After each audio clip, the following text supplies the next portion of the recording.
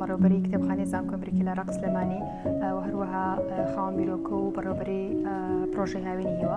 پرۆژەی هاوینی هیوا پرۆژەیەکی پەروەردەییە بۆ ماوەی 2 مانگ بەردەوام بوو. پرۆژەکە هەوڵە بۆ دۆزینەوەی تواناجیاوازەکانی مناڵان و نەوجەوانانی خانەی کچان و کوڕان و هەروەها پەرەپێدانی خەون و ئاواتەکانیان بۆ دابینکردنی داهاتووی گەشتروان.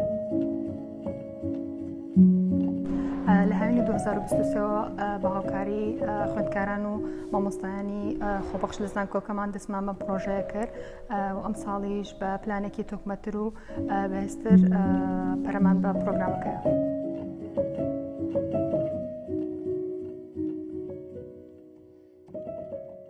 من مەریەمم خوێندکارم و بەشداری ئەم پرۆژەم کردووە کە بەڕاستی پرۆژەیەکی زۆر مانادار و سوودبەخشە.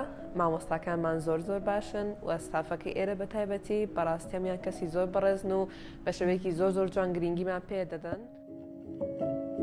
ئەوەی مای دڵخۆشیە پرۆژەکەمان پاڵپشتێکی دارایی بەهێزی وەرگرت لەلایەن دەستگای فم و کۆمەکێکی جیهانی لە ناو دەڕێی وڵات و هەروەها لەلایەن ڕێکخراوەکانی بەهێزکردنی ئاشتی لە عێراق و هەروەها دەستگای مناڵانی عێراق. لە کۆتاییە زۆر سوپاس و بزانینی خۆم دەڕبڕم بۆ هەموو ئەو کەس و لایەنانەی کە هاوکار بوون لەم پرۆژەیە بۆ خزمەتکردنی کۆمەڵگە.